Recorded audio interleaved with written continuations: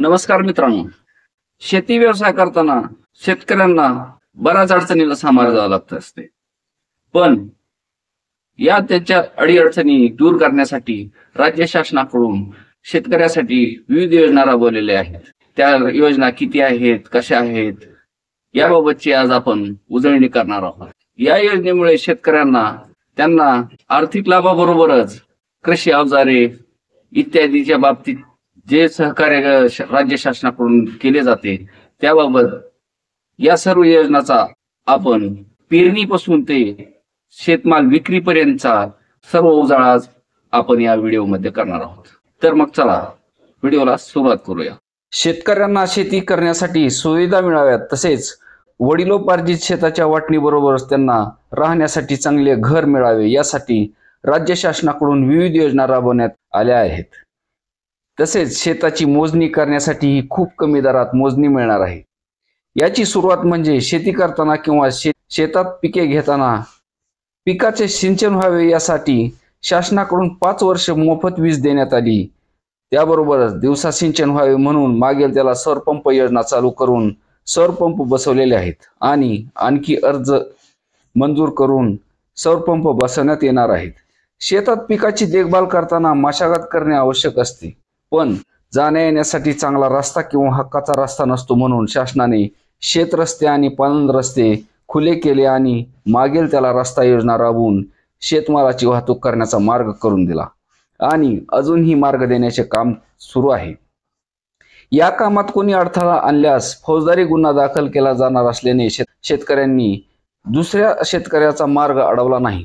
माल वाहतूक झाली, पण त्याला योग्य भाव मिळवून देण्यासाठी हमीभाव खरेदी केंद्रे चालू करून खरेदी केली.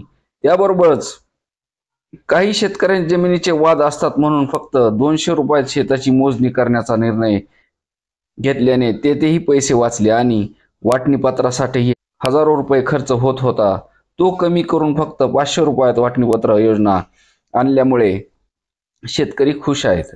यासोबतच राहण्यासाठी घर बांधताना 5 ब्रास वाळू मोफत देत असतानाच आवास योजना तसेच घरकुल योजनामध्ये खूप मोठे अनुदान देऊन घर बांधण्यासाठीही मदत केल्याचे दिसते. त्यासोबतच महाडीबीटी फार्मरवर मोफत बियाणे, मोफत खते तसेच ट्रॅक्टर अनुदान, अवजारे अनुदान, ठिबक सिंचन, तुषार सिंचन, मोटर, पाईप तसेच या व्यतिरिक्त विहीर अनुदान योजना चालू केल्यामुळे शेतकरी या सर्व योजनांचा लाभ घेत असून त्या मार्गे आर्थिक उन्नती प्राप्त करत आहेत.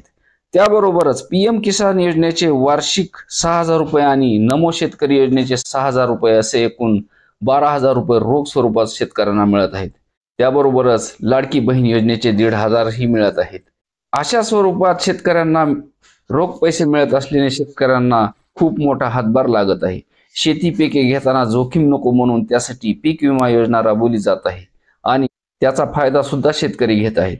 त्या व्यतिरिक्त नैसर्गिक आपत्ती आलीच तर नुकसान मदत म्हणून वारंवार शासन शेतकऱ्यांना मदत करत आहे. या सर्व योजना राबवताना कृषी विभागाची ही खूप मोठी मदत होत असते.